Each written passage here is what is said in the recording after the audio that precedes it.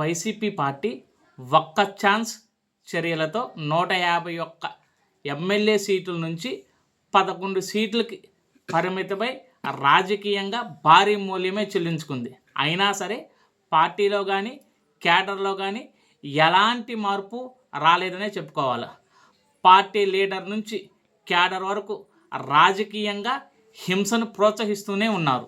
Party cadre రపరప అంటే అందులో తప్పేముంది అంటూ పార్టీ అధ్యక్షుడు హింసను ప్రోత్సహిస్తూనే ఉన్నారు. వైసీపీ నేతలు పేరుని నాని లాంటి వాళ్ళైతే చీకట్లో పని గానించేయాలి, పొద్దున్నే వాళ్ళ ఇళ్ళకెళ్ళి ఏమీ తెలియనట్లే మాట్లాడాలి అని చెప్పి బహిరంగంగానే హింసను ప్రోత్సహిస్తున్నారు.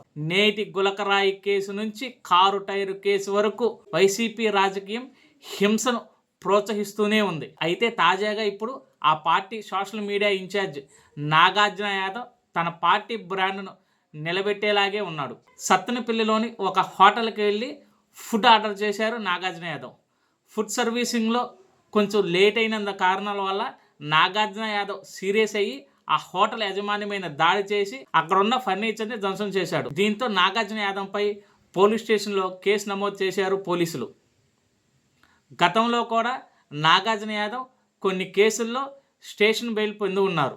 బెదిరింపు రాజకీయాలు చేయడంతోనే వైనాట్ 175 అంటూ రాజకీయాలతో ముందుకెళ్తున్న వైసీపీని వైనాట్ 11 అంటూ ప్రజలు 11 సీట్లకే పరిమితం చేశారు. ఇప్పుడు వైసీపీ చేతిలో అధికారము లేదు, అలాగే ప్రతిపక్ష హోదా కూడా లేదు.